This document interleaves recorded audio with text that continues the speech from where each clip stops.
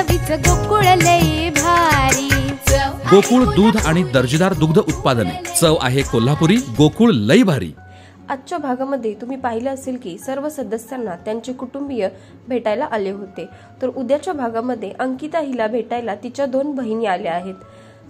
त्यावेळेला तिला खूप छान वाटत आहे, ती खूप भावुकही झालेली आहे। पण सोबतच अंकितासाठी एक छोटंसं सरप्राईज आहे, ते म्हणजे तिचे बाबा सुद्धा तिला भेटायला आले आहेत।